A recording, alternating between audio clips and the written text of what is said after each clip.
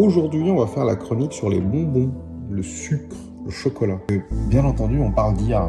Et l'enjeu, finalement, c'est de comprendre comment l'IA interagit avec les mécaniques de création de valeur.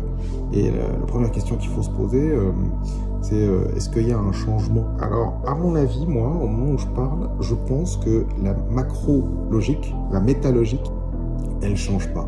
Et j'explique. Aujourd'hui, fabriquer de la valeur, c'est identifier un problème, ça change pas. C'est régler un problème, ça change pas. Depuis aussi loin qu'on peut aller, finalement, ça change pas. Dans cette logique de résolution de problèmes, il peut y avoir plusieurs familles de solutions. Et dans ces familles de solutions, il y a celles que moi j'appelle les bonbons.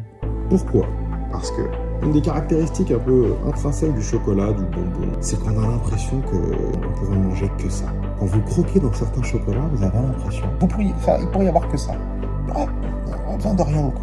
Et quand on réfléchit 10 secondes, on se rend compte que la valeur, elle n'est pas là. La valeur, elle n'est pas dans le chocolat. Aujourd'hui, quand vous avez sur la table la famille des solutions qui sont possibles pour résoudre un problème, vous avez toujours la solution chocolat. Ah ouais, ça, je vais le prendre, ça va marcher. Je veux que ça. On sait que ça a des inconvénients parce que ça fait grossir. Et du coup, on oublie que la grande valeur n'est pas le chocolat. Même quand on a envie, en fait, même quand on a une inclinaison reptilienne, la grande valeur, finalement, c'est la pâtisserie. C'est les gens qui sont capables de prendre des ingrédients, de les travailler, de les assembler, de les raffiner et d'en faire des choses, en fait, qui sont beaucoup plus perfectionnées et qui ont, en réalité, beaucoup plus de valeur. Même pour les gens qui ont des inclinaisons reptiliennes. C'est-à-dire que moi, aujourd'hui, je préfère 100 fois bonne religieuse d'un bon pâtissier parisien qu'un pot de Nutella. Est-ce qu'il y a une mécanique universelle aujourd'hui de création de valeur? Ouais, je le pense.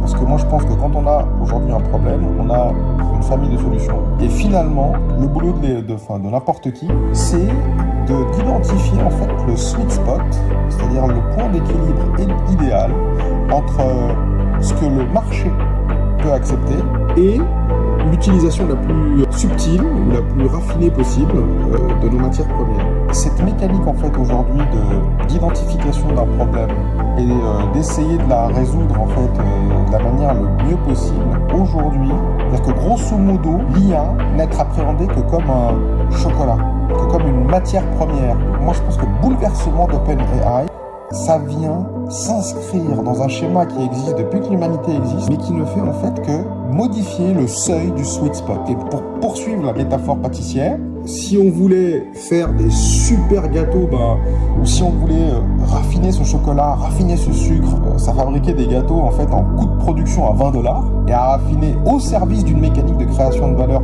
au service d'une mécanique de remontée de la chaîne de la valeur, et ça marche très bien. C'est juste qu'aujourd'hui, la religieuse sublime, je parle de la pâtisserie, mais ça peut marcher avec autre chose, qui coûtait, je sais pas moi, $30 à fabriquer, aujourd'hui elle va coûter 30 centimes. Ça peut mettre certains pâtissiers au chômage, mais je trouve qu'il faudrait aussi qu'on se pose la question de l'avantage, où on peut avoir des choses qui ont de la valeur, qui hier coûtaient très très cher et qui aujourd'hui vont coûter beaucoup moins cher. On ne se pose pas assez la question du potentiel de libération que peut avoir ce changement de curseur de la valeur. Quand on se pose la question de savoir aujourd'hui comment on va pouvoir absorber ça, ça me paraît une piste tout à fait vraisemblable, riche et heureuse pour l'humanité, en tout cas potentiellement. Là, il y a un chemin qui est possible et qu'il faut qu'on prenne ensemble. C'est religieuse pour tout le monde.